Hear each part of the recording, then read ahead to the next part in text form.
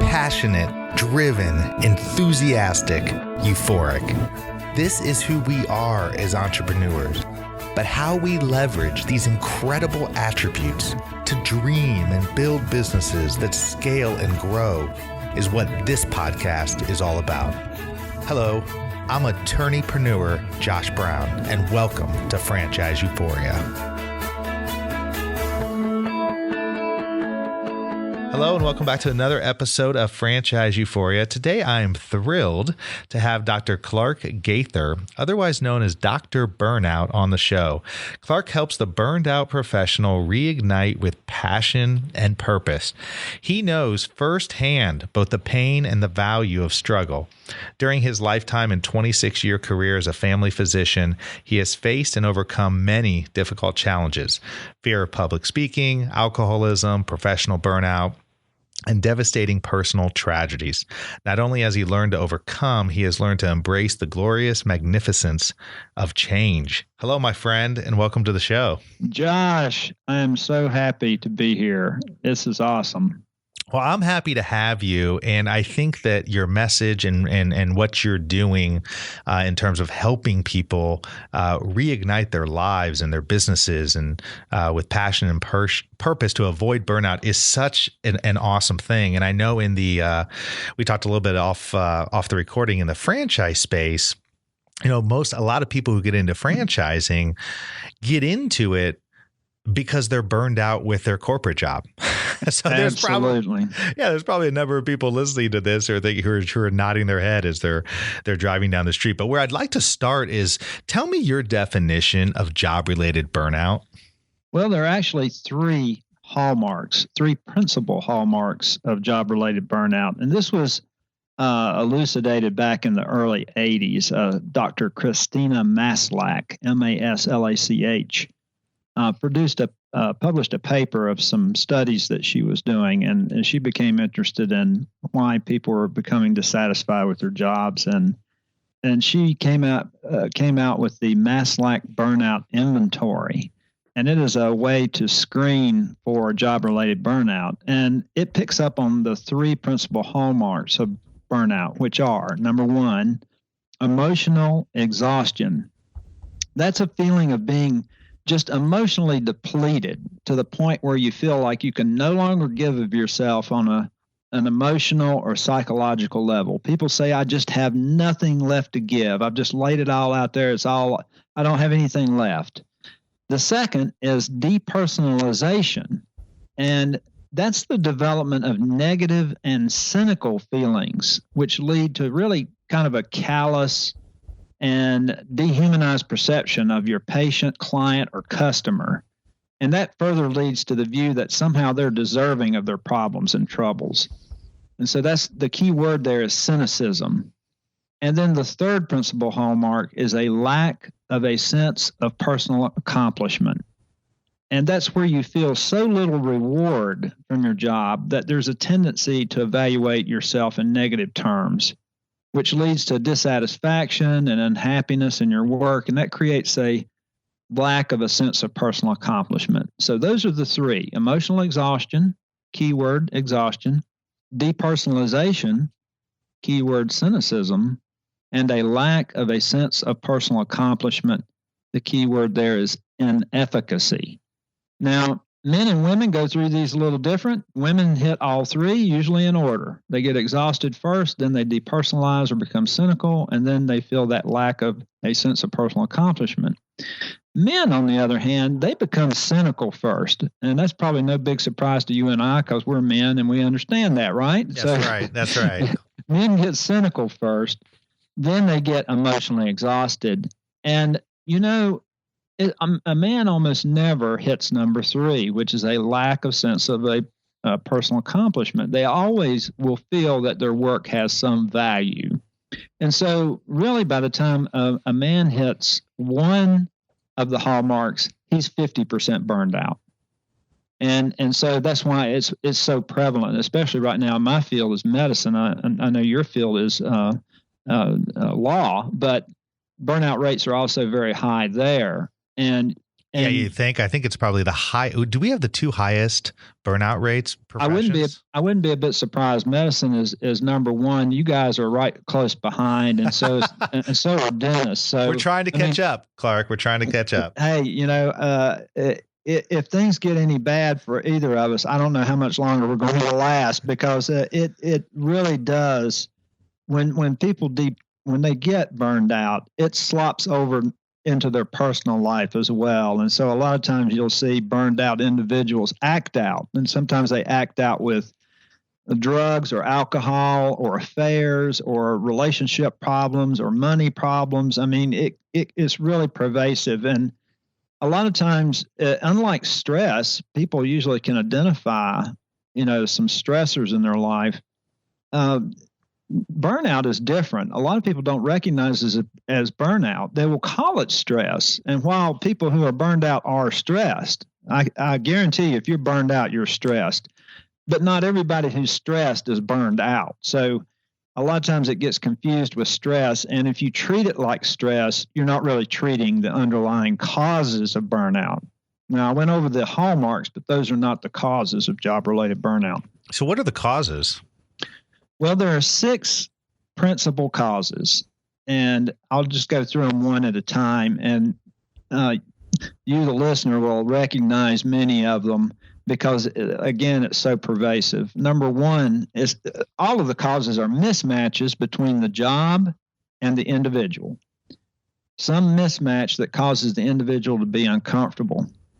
And so here's the first one: work overload. With downsizing and budget cuts and layoffs and reorganization efforts and mergers and acquisitions, that usually results in a few things. One is more work intensity, more demands on time, more job complexity. So in short, people are required to do ever more with less. And this can leave individuals just exhausted. So work overload is the first one. The second one is lack of control. As organizations grow, they become intolerant of creative problem solving in lieu of centralized control. And that squelches individual autonomy. And so people have difficulty, setting limits on their work, exercising problem solving, selecting individualized approaches to a problem, or allocating resources and setting priorities as they feel that's important, because you have this overhanging central control that won't let you do it. And so the overall effect is a loss of interest in the job and just monumental frustration. So lack of control is number 2. Number 3, insufficient reward. With market forces focusing on reducing costs, organizations will reward their employees less in meaningful ways. People work for a paycheck, of course, but also for tangible rewards such as security or recognition or benefits or just intrinsic satisfaction. They like their job. And if those kinds of rewards are lacking, people will naturally begin to wonder why they're working so hard. And so, more work plus less reward equals dissatisfaction. So that's number 3. Number 4 is breakdown of community. And that's where, the mom and pop essence of a business is lost as businesses grow sometimes. Organizations grow larger or too quickly, and then it really breaks down the character of the organization. And, you can chase, short-term profit at the expense of interpersonal relationships within a company. And that just inevitably leads to greater conflicts among the employees. There's a lack of mutual support, lack of respect, and then people begin to feel isolated. And Dr. Maslach said in her book, The Truth About Burnout, a sense of belonging disappears when people work separately instead of together. And so you lose that sense of community within an organization, and that's a big step on the road to burnout. And then the 5th mismatch is absence of fairness. And Dr. Maslach, she thought a workplace was fair when 3 key elements were provided: trust, openness, and respect. And when those are present, employees feel valued.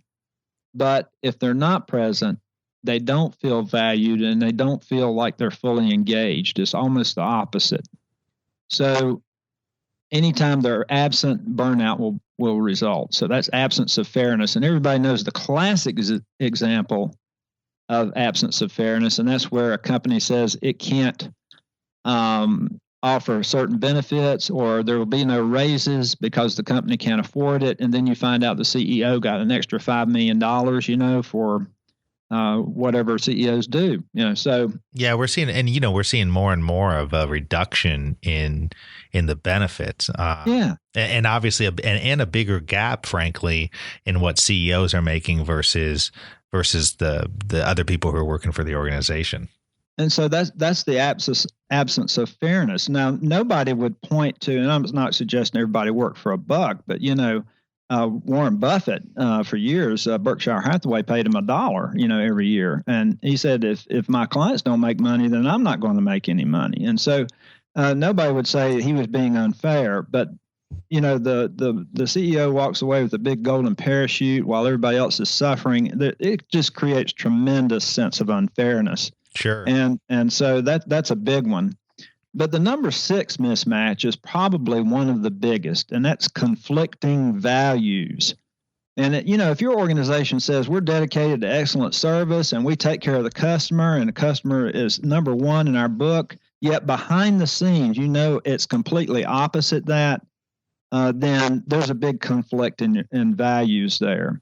Or if you're being asked to do something that goes against your grain or your moral fiber or your moral compass, then it's going to create tremendous conflict inside. And so people feel like their values are being assailed, and that's always going to lead to burnout. So those are the 6 mismatches, and I'll just state them one more time. Work overload, lack of control, insufficient reward, breakdown of community, absence of fairness, and conflicting values.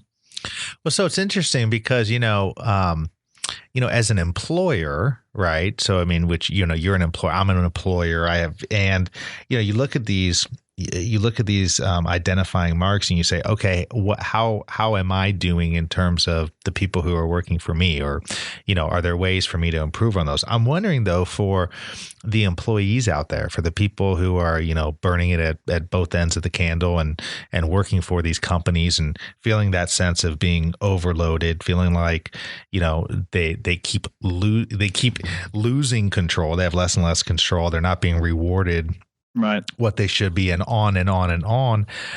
Once you identify, okay, I'm experiencing this burnout, what can you do to change it? Well, there are several things you can do, and I know I've painted kind of a bleak picture of burnout, and because, quite frankly, if you're in the throes of it, you feel miserable. I mean, you're not a happy camper, happy person, and that's where you look forward to Fridays and dread Mondays. You just hate going into work. You hate your job. You begin to hate the people you work with, and you hate your customers. I mean, it's just, it's not a good situation to be in. It's a very uncomfortable situation. But if someone thinks they're burned out and thinks, I've hit a couple of these mismatches here, or I think I have 2 or 3 all of the hallmarks of burnout, the first thing I would do is go to your human resource person and talk to them about it and say, are you aware of a job-related burnout, what the hallmarks are and what the causes are? Because I think I'm burned out at my job, and here's why. And, if companies are smart, and some of them are very smart and getting smarter every day about this issue, then they will listen. Because if there are high rates of burnout in a company or organization, what you see is a high turnover rate among employees. That is extremely costly. You're also seeing more complaints from customers. You're seeing more complaints and conflict in the workplace. You may even see increased suits, and that's particularly true in medicine. When a medical staff is not functioning well, the suit rate goes up because there are more mistakes being made. There are more things being omitted. And so it is cost effective to address this issue head on. If I go into a hospital as a consultant and they're having high rates of turnover among their medical staff, it can cost anywhere from $100,000 to $1 million to replace just one physician. And if they can prevent one turnover a year, they've more than paid for some very simple programs that can reduce the rate of burnout by hitting these mismatches and reducing their frequency or reducing their severity. Then their costs go down. They actually save money in the long run. And that's the approach I would take. That's what HR people and administrators, that will get their attention. They're not so good on the warm and fuzzy stuff, like everybody's going to get along better. We're going to have a better sense of community and less internal conflict, less toxic work environment. If you tell them, look, I'm going to save you a bunch of money and we're going to decrease turnover, and here's how we do it. And so it's not all gloom and doom. There are things that can be done to get at these mismatches and reduce their impact. Well, usually, you got to identify the problem, which is identifying the burnout. And then that's the ultimate way to get to the solution, which is, working your way up to positive change. So it's all with the idea that if you identify that and can place your finger on it, then you can now make changes in your life that can address it, so that hopefully you get to a better place. I know, I love the power of a story to get a point across. And I know in your own professional career you've experienced burnout. Yes. I'd love to hear about that, and I think the audience would too. To convey some of the points that you're making today. Well, 5 years ago, I had gotten to a point where I went to my partner and said, look, if we don't make some changes, or if I don't make some changes, I'm going to have to leave medicine. I mean, that's how bad it was. I felt like I was emotionally exhausted. I felt ineffective. I didn't feel like anything I was doing was making any difference. I began to get cynical, and I didn't like it. It was very uncomfortable. And I thought, you know what, I can do something else and be happier than I am right now. And it wasn't, money was a secondary issue. You can make all the money in the world. If you're not happy, so what? And so he said, well, do whatever you need to do. And so I just made a few changes, simple changes that made all the difference in the world. I went from 5 days a week to 3 days a week. Now, I worked a little longer day those 3 days, but I cut my hours. And yes, I got paid less, but at that point, I would have almost paid somebody to make me feel better. And so I paid myself by working less hours. And then I was on like 10 different boards. I only cared about one of them. And so I jumped off the other 9. I really didn't care about that much, but somebody asked me to be on it and I was loath to say no. And so I ended up on a bunch of boards. And of course, when you say yes to one thing, you're saying no to something else. And so I began to get my life back into some sort of balance. I took a little less call and began exercising more, began taking some trips, taking time off, going away, reading things I wanted to read rather than things I had to read. And it just made the biggest difference. And it was almost immediate. And I thought, wow, I wonder if other physicians are suffering like this. And I wonder if they know, how to change it and make it better. And so I started looking into this topic of job-related burnout. Come to find out, 60% of the doctors in the country right now are burned out. It's just a terrible issue, and we're losing we're losing expertise like I don't know what. In some specialties like emergency room medicine, intensive care medicine, and radiology, it approaches 70% burnout rates. Well, it's interesting, not to interrupt you, but it's interesting. My own physician, who's fantastic. She's the best doctor I've ever had. My wife and I both go there. My wife was just their primary care physician, and she said, I'm retiring, and my wife said, well, why? And she said, she's like, I'm tired of doing it all. I mean, she loves seeing the patients, but the reality is, in this day and age in the practice of medicine, with what she's doing and with the particular hospital group that she's a part of, and I think you're probably seeing this across the country with doctors. Once she's done seeing the patient, I mean, she's there till 10 o'clock at night doing the paperwork and doing everything else. And, Yeah, she's just retiring to be out to get out of it. In 1990, if you asked a physician when they were going to stop, they would look at you strangely and say, "Well, I'm not going to." They would often practice until they were carried out of their office on a stretcher. They would almost die practicing medicine. Because you're making a right? There was that feeling that they were making a difference. It was a calling, yeah. Yeah, and then 10 years later, it was retirement age. Today, it's mid-50s.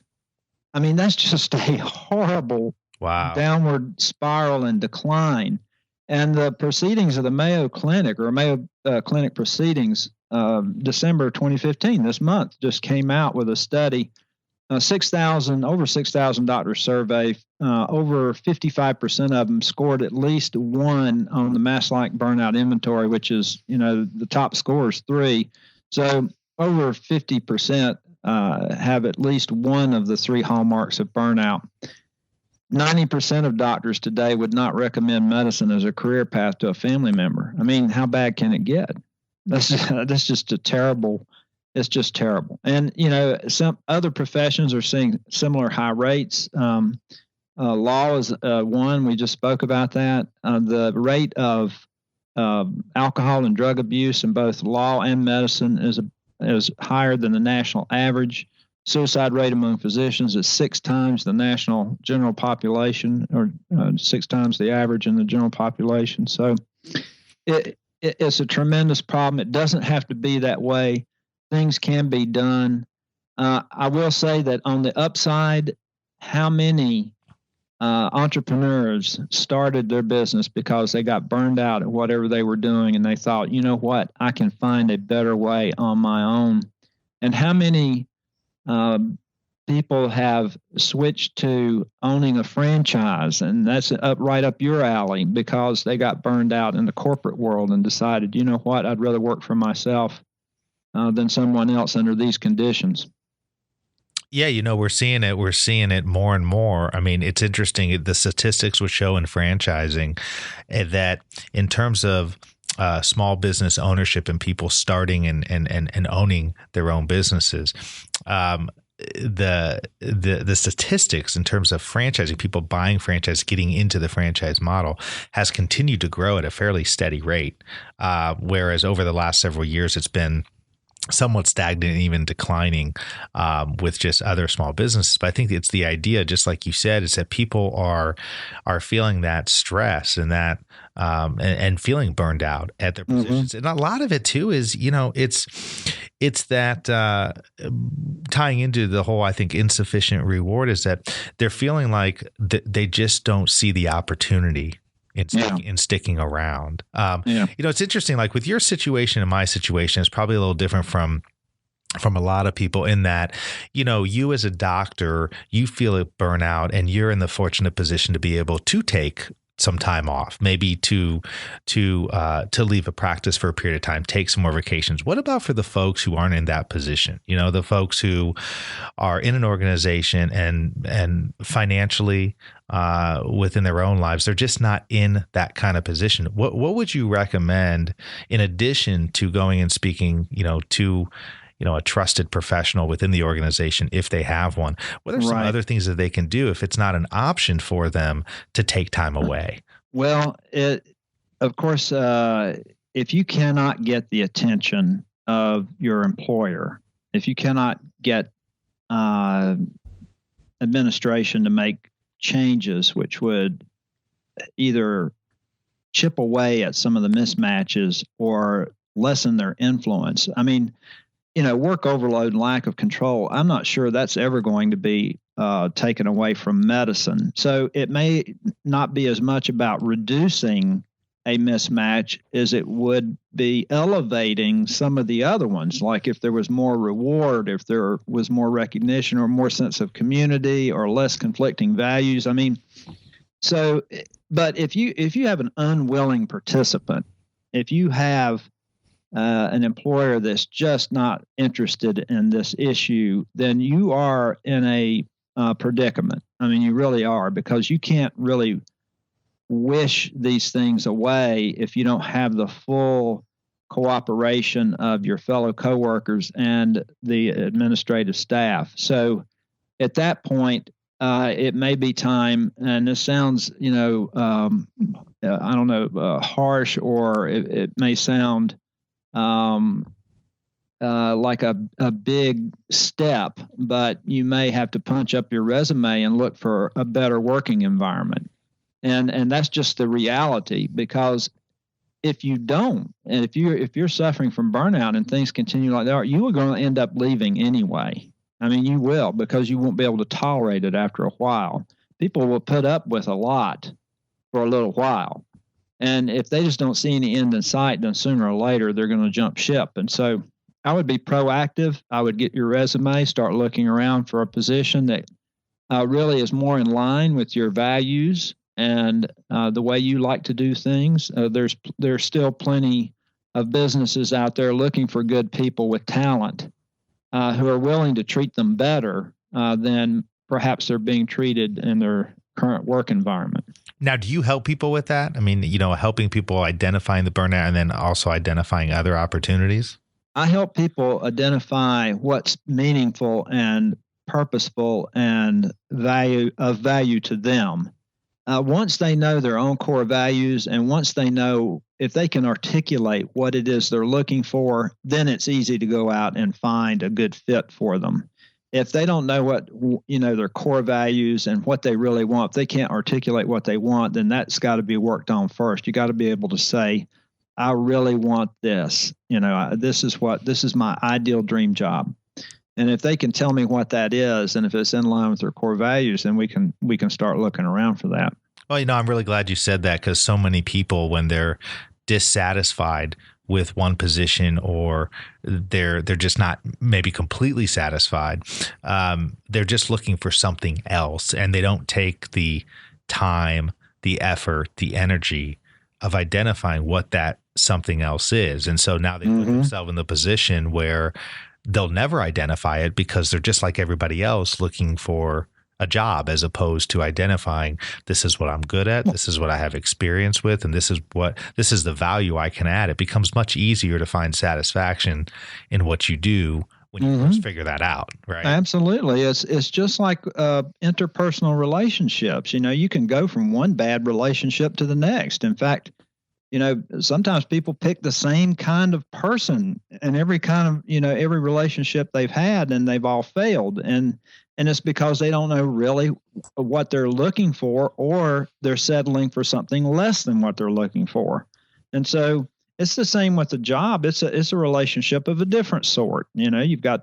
You should be able to get along and enjoy your coworkers, because inevitably you're going to be working with other people, and you would hope that their values are in line with yours. If you're an honest person, you don't want to go start working around a bunch of people who are dishonest. And so it's important to know what your core values are, and actually be proactive about looking for that good fit, rather than just taking the next job that comes along, or whoever will take you, or whoever will say yes to your, plea for a job. That's probably not the best approach. Yeah. I mean, I love that, because I get it a lot with a lot of, whether it's law students or young lawyers that will reach out to me, because I've got my own practice and whatnot. And a lot of law students, they'll say, oh, I'm just looking for anything. And by the time we're off the call, many of these people I'm just meeting for the first time on a call, I often wonder what they think of me, because I challenge them really intentionally on the call to not just reside themselves to searching for a job like that, because now they're just going to be like everybody else in the field. There's nothing that sticks out. I said, you might take yourself away from certain positions, but if you are really, really honed in on a road you want to go down, or an area you want to go down, that's much more attractive to people. And, the interesting thing is that I find, I don't know if you find this as well, Clark, is that, it's really hard sometimes to identify exactly what we want to do. Yes. It's much, much easier to identify what we don't want to do. And then when you can eliminate things by virtue of elimination, it becomes much easier to then ultimately identify what you want to do. But it makes it in the short term easier to at least pick a road that's going to probably give you a better chance of success and happiness. Than if you don't go through that exercise. And that's exactly right. I would go a step further and say, we do those things we want to do rather than those things we should do, because we're being challenged and stretched in a different direction. But, that looks like it might take a little more energy and I'm willing to put into it, so I'm not going to do it. Exactly. Well, then you may have missed your golden opportunity for meaningful work and happiness. And so, you're going to have to put some energy into it. I think, as I did much of my own life, I walked around expecting the universe to give me things, and come to find out, actually, you have to go looking for what you want, or make what you want, or go out and get what you want on your own. It's just not going to fall on you from the sky. So, we don't deserve a golden job. You have to earn it, and so sometimes you got to put in those long hours initially in a profession. But if you don't see the tangible rewards coming from it, or if you feel like it's conflicting with your internal values, then it may be time to find something that's a better fit for you. Now, I do have a website, it's clarkgaither.com. There you can go and download a free core values inventory. And if you have not taken a core values inventory, you should. Most people feel they have values, but it's curious when you ask someone, do you have values? And they go, well, of course I do. I said, well, what are they? And people can name two, and that's usually where they get stuck. They don't know their top 5 or top 10 core values. And if you can't name them, if you can't rattle them right off, then I can almost guarantee you're either you're dishonoring some of your core values because you don't know what they are. And once you find them out and you begin to honor them more in every decision you make, and stop dishonoring them, then you're going to have a better, happier, more fulfilling life. Well, I'd encourage everybody who is listening to go and check that out, because obviously the objective is to don't let yourself slip into a position where you are burned out and then get help. Do things to prevent it from happening in the first place. Absolutely. That's preventative medicine. That's what that sounds like, doesn't it, John? Exactly. Well, listen, Clark, I mean, there's so much more I want to talk to you about. I know I told you the interview would be about 15, 20 minutes, and now we're over 30 minutes in. It's been a really great conversation. I didn't even get a chance to talk about your best-selling book, Powerful Words, and you've got some upcoming books as well. So you're doing some really, really good work, interesting work, and I'm certainly fascinated by it. And I think there's a whole lot of business people out there that could benefit from the work you do. If you ever want me back, I'll be happy to come back and talk about it further or more in depth at any time. Absolutely. Yeah. I think we're going to have to do a part 2. But before we go, I know you just mentioned your website a minute ago. What's is that the best way for people to get a hold of you? Yes. clarkgaither.com, and that's GAITHER. clarkgaither.com. And there's a place to put your name and email address, and you can download a core values inventory and fill it out at your leisure. And if you don't know what all the values are, there's a list of over 400 of them in the appendix. And so you can just kind of look through those, and you may see some that, oh yeah, I like that value right there. That sounds like me. So you can go through those, and it will help you generate your lists as you begin to figure out what your top 10 core values are. Also, there's a general burnout assessment guide that you can download and sort of read about those mismatches that I just talked about and the hallmarks of burnout. And there's a general assessment guide for administrators, and there's a bunch of tools there. You can download them, whatever you want. No, that's fantastic. Thank you for taking the time, and certainly with your background as a physician and everything that you're doing, I think you're helping a lot of people in many different ways. So thank you for that, and I look forward to part 2 down the road. Absolutely. Listen, I so much appreciate you having me on, and I hope I've been of some benefit to you and your audience. Absolutely. Thanks again, Clark. Thank you.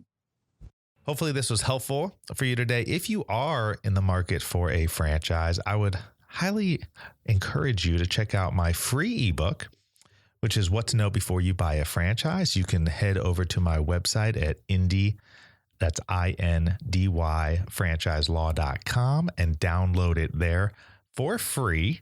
And let me know what you think.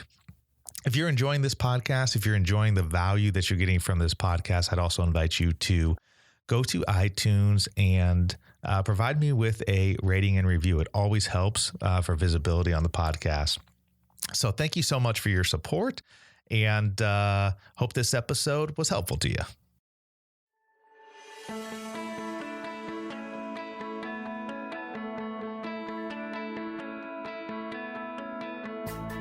Thanks for being with us today on the Franchise Euphoria podcast. If you enjoyed this episode, please be sure to go to iTunes and provide a review.